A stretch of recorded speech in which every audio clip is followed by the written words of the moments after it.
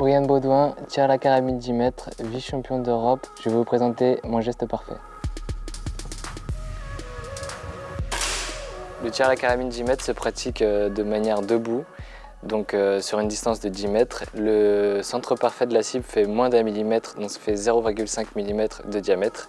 Donc la cible est plutôt très petite et l'objectif c'est de tirer dans le 10.9 qui est le centre parfait de la cible.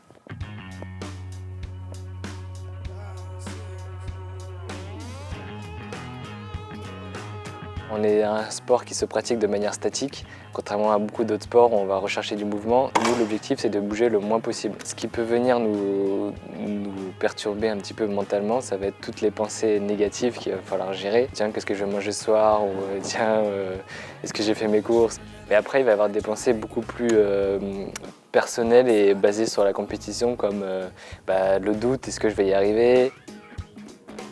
Mon astuce pour essayer de gérer au mieux mes pensées, ça va être déjà de me focaliser sur un ressenti corporel. C'est essayer de ressentir une satisfaction au niveau du corps et tout de suite après, en fait, c'est de partir sur une visualisation, de visualiser ce fameux geste.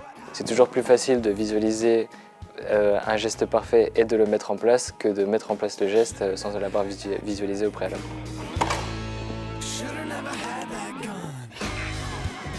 Pour effectuer le geste le plus précis, le plus parfait, c'est ce qu'on appelle chez nous la séquence de tir. Il va y avoir l'épaulé, il va y avoir la visée. On n'est pas dans un film américain, on n'a pas de lunettes pour pouvoir viser.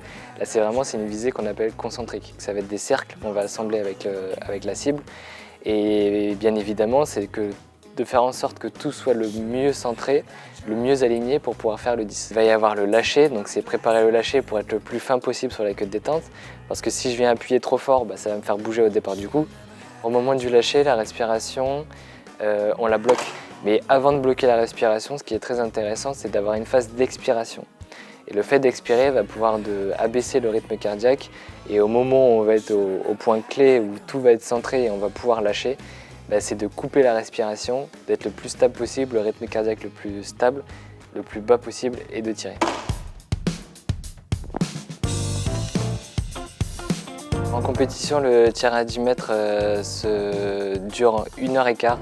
Donc nous avons 1h15 pour tirer 60 coups. Après 1h15 de match, en fait, tous les compteurs sont remis à 0 et là on va tirer la finale. Et là, c'est le moment clé où le nombre de coups du coup est réduit par rapport au match. Sur une finale, on va en tirer que 24. Donc on n'a vraiment pas le droit à l'erreur pour tout le temps rester au top. Et la moindre erreur à ce niveau-là peut être très fatale. Sur le championnat d'Europe en 2019, où je gagne la médaille d'argent, je garde un très bon souvenir sur la phase finale, au moment où on joue justement le podium. Je me retrouve à égalité avec un Russe. Et là, je me suis dit, il faut faire un gros 10, un gros plomb. Et je me suis vraiment focus, une grosse envie de bien faire, une grosse focalisation sur le geste parfait. Et en fait, à ce moment-là, je pars en visée et je tire un 10.7, qui est un très bon tir, parce que le maximum, c'est 10.9.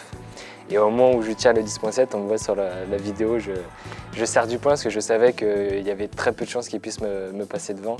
Et en effet, derrière, le Russe a été éliminé. Et moi, j'ai pu continuer à jouer la médaille d'or derrière.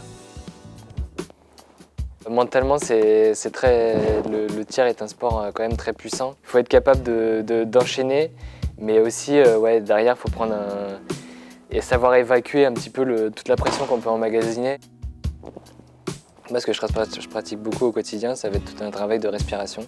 On travaille beaucoup la cohérence cardiaque, apprendre à respirer, en faire au quotidien pour justement au moment clé sur le pas de tir, de pouvoir mettre en place cette respiration et de pouvoir abaisser son rythme cardiaque et gérer un petit peu mieux ces émotions qui viennent nous traverser. L'objectif, c'est réussir à gérer ses émotions au quotidien, réussir à gérer son rythme cardiaque à chaque moment clé finalement, et réussir à être le plus stable possible pour tirer tout le temps parfaitement. Alors c'est une vision assez utopique.